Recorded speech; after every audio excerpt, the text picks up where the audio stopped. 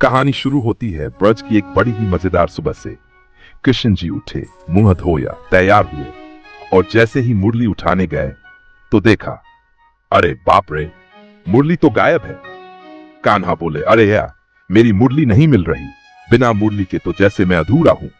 अब सोचिए, कृष्ण बिना मुरली के। गोकुल में मानो हड़कंप मच गया। कभी नंदी बाबा के गोदाम में देखा, कभी ग्वाल बालों की चौपड़ियों में, यहां तक कि सुदामा की पोटली तक टटोली, लेकिन मुरली कहीं नहीं मिली। अब सब परेशान थे, पर एक इंसान था जो चुपचाप मुस्कुरा रहा था, और वो थी राधा। बांसुरी की मीठी धुन चलती है, धीमी सी। असल में मुरली तो कहीं खोई नहीं थी, वो तो राधा की ओढ़नी में छुपी हुई थी। अब आप पूछेंगे, राधा जी ने ऐसा क्यों किया?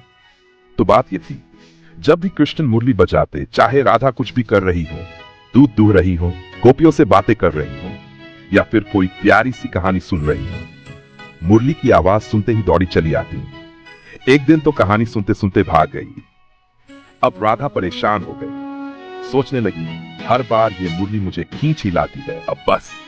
और फिर एक दिन चुपके से कृष्ण की मुरली अपनी ओढ़नी में बांध ली।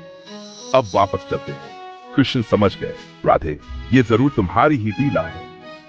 और राधा मुस्कुरा कर बोली, जब जब तुम मुरली बजाते हो, मुझे आना ही पड़ता है, तो इस बार मैंने मुरली को ही आराम दे दिया। और इस तरह ब्रज में एक दिन बिना मुरली के बीता।